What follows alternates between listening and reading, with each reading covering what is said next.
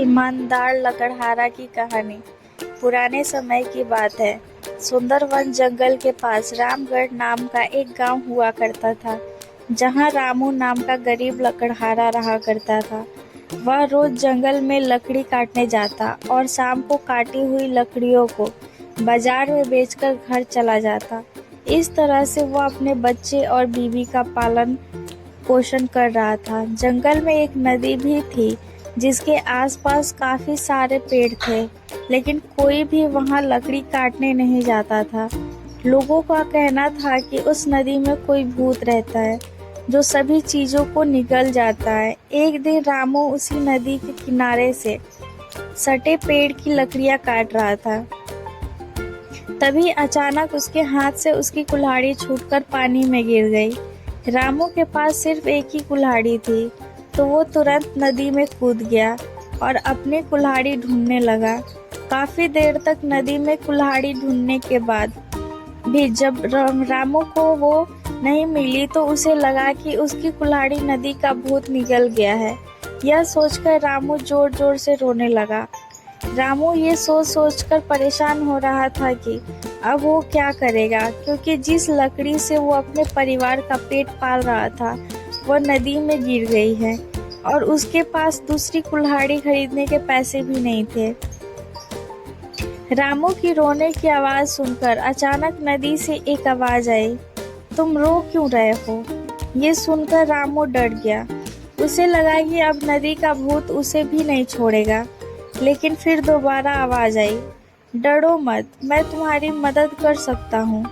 रामू ने डरते डरते पूछा, तुम कौन हो? आवाज आई, मैं नदी का देवता हूँ, बताओ क्या परेशानी है? ये बात सुनकर रामू ने कहा, मेरे पास एक ही कुल्हाड़ी थी, वो भी नदी में गिर गई है। अब मैं लकड़ी कैसे काटूंगा और अपने परिवार का पेट कैसे भरूंगा? यह कहकर रामू लकड़हारा जोर जोर से रोने लगा। रामू की बात सुनकर नदी से एक व्यक्ति प्रकट हुआ, जिसने बहुत से गहने पहने हुए थे और उसके हाथ में एक सोने की कुल्हाड़ी थी। वह कुल्हाड़ी रामू को दिखाते हुए उस व्यक्ति ने कहा कि क्या यह है तुम्हारी कुल्हाड़ी? सोने की कुल्हाड़ी देखकर रामू बोला, नहीं, ये मेरी कुल्हाड़ी नहीं है। नदी के देवता ने फिर से नदी में डुबकी लगाई। इस बार उसके हाथ में चांदी की कुल्हाड़ी थी और उसने फिर से वही बात पूछी। रामू ने इस बार भी उस कुल्हाड़ी को अपना कहने से मना कर दिया। नदी के देवता ने अब तीसरी बार नदी में डुबकी लगाई और इस बार वो लोहे की कुल्हाड़ी लेकर बाहर निकले। कुल्हाड़ी देखकर रामू बहुत ही खुश हो गया, क्योंकि ये उसी की कुल्हाड़ी थी।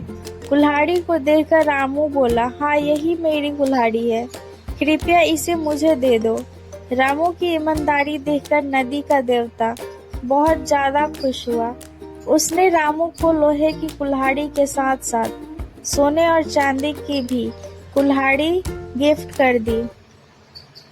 तीनों कुल्हाड़ी पाकर रामू बहुत ज्यादा खुश हो गया और खुशी खुशी अपने घर चला गया।